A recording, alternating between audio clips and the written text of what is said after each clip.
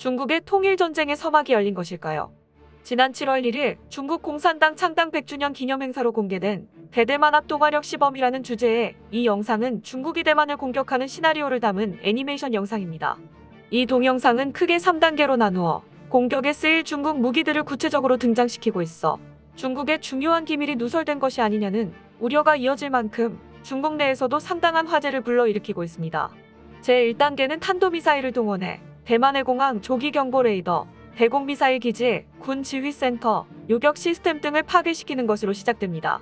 이때 중국군 스텔스 무인기인 GJ-11이 출격해 방공망 파괴 여부를 관찰 평가합니다. 또 단거리 탄도미사일 DF-16과 대만의 피해를 극대화할 수 있는 탄약 분사 미사일을 이용해 공격합니다. 특히 대만 공항에 대한 공격은 중국 지상군이 상륙할 때까지 계속하는데요. 그러나 대만 공항에 대한 공격은 활주로의 완전 파괴가 아닌 일시적으로 공항을 사용할 수 없도록 만들어 나중에 중국인민해방군이 다시 활용할 수 있도록 해야 한다는 구체적인 명령문도 나옵니다.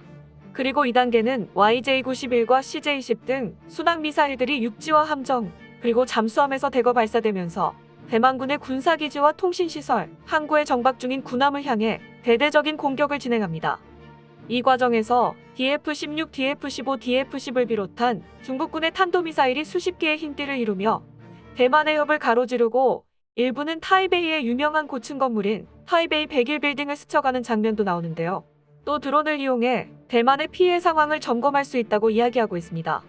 마지막 3단계는 해군의 함정들이 대만 해협을 건너면서 대만을 완전 봉쇄를 하고 이어 적의 2개 항모전단이 우리 해역에 접근 중이라는 말과 함께 즉각 대응하라는 지시가 떨어지면서 항공모함에서 이륙한 J-15 비행기가 이륙합니다. 그리고 미사일 구축함의 한 포를 이용해 지상군 상륙에 방해되는 장애물을 제거하고 전격 진격을 하는 그런 내용들이 담겨 있습니다. 해당 영상을 보면서 분석해 보도록 하겠습니다. Has launched hundreds of Dongfang missiles. Intel's been sent to the ally. 미국이 대만에게 중국 둥펑 미사일이 대만 본토에 진격한다는 정보를 통보하자마자 대만 상공을 가로질러 둥펑 미사일이 날아다닙니다. 대만은 우왕좌왕하며 즉시 각 작전 구역에 전투태세에 돌입하라고 명령하는데요. 대만 보병여단은 이미 시내에 주둔하며 방어태세를 갖추고 언제든지 차이잉원 총통을 대피시킬 준비를 마쳤다고 외칩니다.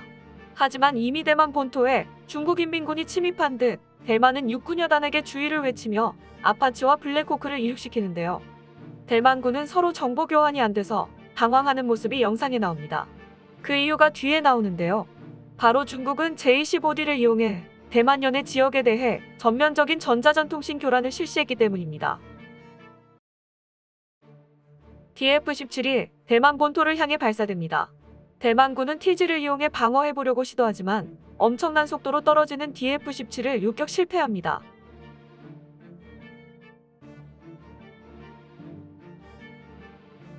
그렇게 방공시설들이 파괴되었습니다. 중국은 스텔스 무인기 GJ-11을 이용해 상공에서 대만 본토 타격 평가를 합니다. 대만의 방공지대가 모두 마비되었다는 평가 완료 이후 DF-15, DF-16은 비행운을 만들며 하늘에서 마치 운석이 떨어지듯이 낙하하는데요. 영상은 타이베이 101 건물을 비추며 미사일이 떨어진 곳이 대만의 심장부인 타이베이라고 보여주는데요.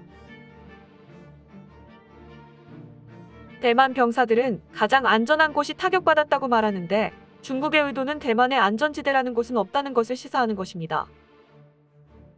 대만의 조기경보 레이더 시스템은 대만이 늘 자부해오던 무기인데 영상에서는 이 조기경보 레이더가 중국인민군의 미사일을 늦게 감지했다는 장면이 나오며 한순간에 대만 공군기지가 파괴되는 모습을 보여줍니다. 비처럼 쏟아지는 중국의 미사일들은 F-16을 운용하는 화련산 공군기지를 파괴시키고 강한 전자기 방해로 대만은 통신 교란 장애를 입어 내부 연락이 끊긴 상황을 보여주는데요. 상황이 급박해지자 대만은 해군의 도움을 요청하는데요. 대만 해군은 기룡급 구축함 3척과 청군급 2척을 즉시 출항하여 작전 개시를 명령합니다. 방공미사일이 전자교란으로 모두 마비되면서 대만 해군마저 무력하게 무너지는 장면으로 영상은 마무리됩니다. 이 영상 마지막 부분에는 대만이 중국인민군에게 포위되는 영상은 다음 영상으로 이어진다고 언급하며 만약 다음 영상을 보고 싶다면 유료로 이용할 수 있다고 알려 중국 네티즌들의 관심을 더욱 집중시키고 있습니다. 중국이 대만을 상대로 군사행동에 나설 경우를 가정한 워게임에서는 항상 미국이 손쓸 방법이 없을 정도로 중국의 군사력 증강은 상당한 수준으로 비춰집니다. 이번에 공개된 영상만 봐도 대만이 무력하게 밀리는 모습을 볼 수 있었습니다. 하지만 이번에 공개된 대만 공격 시나리오의 최대 약점은 중국이 자신들의 공격성과 성과만 거대하게 포장했지, 정작 실제로 공격을 했을 때 대만에서의 반격, 미국 등의 연합군에 대한 대응 등은 전혀 고려하지 않고 있다는 점인데요.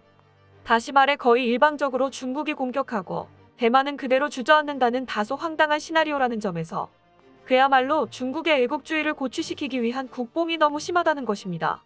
만약 실제로 중국 인민해방군이 시나리오처럼 대만을 공격해올 경우 대만이 과연 무력하게 참패할까요? 물론 국가의 규모를 생각하면 대만의 군사력은 세계적으로도 상당한 수준이라고 할 수 있지만 14억 중국을 상대로 보면 역시나 넘사벽입니다. 하지만 중국은 현재 스스로 왕따를 자초했다고 해도 과언이 아닐 정도로 세계 각국에서 빈축을 사고 있는데요. 서방의 대중국 압박이 심해지고 점점 고립되자 중국은 아군이 절실한 상황입니다. 특히 자국을 겨냥한 서방 국가들의 군사력이 결집하는 상황에서 동북아시아의 서방 세계의 군사력에 맞서 함께 싸워줄 동맹군이 필요합니다. 그리고 중국은 그 동맹군으로 북한을 이용하려고 마음먹은 듯합니다. 중국은 북한과 상호협력 원조조약을 체결했고 최근 극심한 식량난, 경제난, 사상난이라는 삼중고에 빠져 체계붕괴 위기에 처한 김정은 정권의 절박함은 국제사회의 강력한 제재에도 불구하고 북중 동맹을 다시 복원시키게 만들었죠. 하지만 중국이 북한을 자기 편으로 끌어들이려는 속셈은 따로 있었습니다. 바로 한미동맹에 대항할 완충지대로서 북한이 반드시 필요한 것입니다. 미군은 대만의 육군기지에 훈련을 제공하는 형태로 사실상 주둔하고 있죠. 그리고 중국이 대만을 침공한다면 미국은 기동성이 가장 좋은 주한미군기지를 활용해 적극적으로 대만 방어에 나설 것입니다. 특히 오산 공군기지를 포함한 평택권을 중심으로 수원, 평택, 군산, 광주를 잇는 미 공군력 및 미사일 방어 벨트는 베이징, 상하이 등 중국의 심장부와 가장 가까운 미군 기지입니다. 이 때문에 중국은 인민해방군을 6.25 전쟁에 개입시켜 전쟁을 장기화시키고 분단을 고착화시켰습니다. 북한의 미사일과 대량 살상무기 개발에 인프라를 제공해준 것도 중국이고 불법 무기상을 동원해 북한의 우라늄 농축자재와 미사일 부품 등을 제공해준 것도 중국입니다. 중국이 이처럼 북한 정권의 벼랑 끝 전술을 도우며 북한 독재 정권을 유지시키고 있는 이유는 단 하나입니다. 북한은 바로 중요한 완충지대이기 때문입니다. 지난 5일 홍콩 사우스 차이나 모닝 포스트는 코로나19로 북한이 국경 폐쇄 등 고립적인 예방 조치를 취하면서 최근 몇 달간 북한의 식량 가격과 통화 가치가 급변하고 있고 당마당 기능이 마비됐다는 보도가 나오고 있다고 전했습니다. 그러면서 북한이 현재 경제난, 식량난을 겪고 있지만 고난의 행군이라고 불리던 1990년대보다는 덜 나쁜 것으로 보이며 상황이 지속적으로 악화되면 중국이 지원에 나설 것이라고 보도했습니다. 수척해진 김정은의 모습을 보면 북한의 경제난과 식량난이 얼마나 심각한지 알 수 있는데요.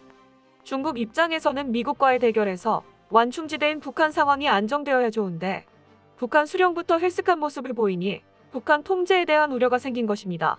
따라서 중국은 북한에게 약간의 도움을 줄 수 있는 합리적 선택을 할 가능성이 높습니다. 바로 모든 북한 인민들이 옥수수 한 그릇을 먹을 수 있도록 보장해주는 것이죠.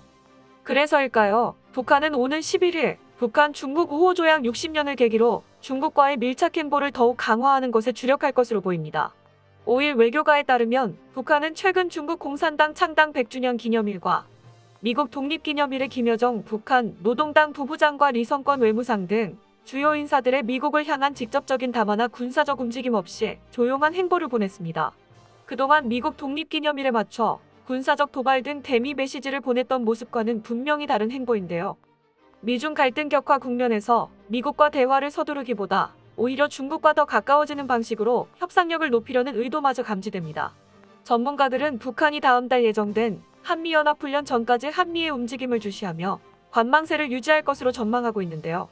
실제로 중국 주재 북한 대사와 북한 주재 중국 대사가 시진핑 국가주석 방북 2주년을 맞아 나란히 상대당 기관지에 기고문을 싣고 긴밀한 협력을 다짐하는 등 북중 밀착 행보가 눈에 띄게 가속화되고 있습니다. 문제는 이뿐만이 아닙니다. 최근 북한 순천기지에서는 4월부터 대대적인 활주로 확장 및 현대화 공사가 이루어지고 있다는 사실이 확인되면서 중국이 북한으로 무기를 제공한다는 움직임이 사실이라는 정황이 포착되었습니다. 중국이 지난 수십 년간 절대 금기시되어 왔던 북한에게 다른 것도 아니고 무기를 제공하려 하고 있는 것인데요. 중국이 북한에 어떤 무기를 제공할지는 올 9월 발표되지만 중국 자신들도 동의한 유엔 안보리 대북 제재 위반이며 우리 정부가 한미동맹과 한미공조를 더욱 강화하고 중국을 압박해야 할 또 다른 이유이기도 합니다. 중국은 대만 문제에 관해서는 그 누구에게도 날을 세워왔습니다. 대만 독립은 중국 내 소수민족들의 독립의 명분을 주게 되며 이는 중국도 소련처럼 산산이 찢어질 수 있다는 우려에 중국은 무력 통일을 감행해서라도 대만을 절대 양보하기 싫을 것입니다. 하지만 3차 대전을 일으킬 수도 있는 무력 통일을 아무리 시진핑이라고 해도 쉽게 시도할 수는 없겠죠. 시진핑이 종신 집권을 하기 위해 그 공적으로 대만 통일을 추구하지만 그의 절대 권력에 질린 공산당원들의 최근 자발적인 움직임이 현격하게 떨어지고 있습니다. 절대 권력은 절대 부패를 상징합니다. 그리고 부패는 멸망으로 이어지죠. 전 세계가 다 아는 사실을 중국은 언제쯤 깨닫게 될까요? 끝까지 시청해주셔서 감사합니다. 도움이 되셨다면 좋아요를, 다른 이야기도 궁금하시면 구독을 눌러주세요.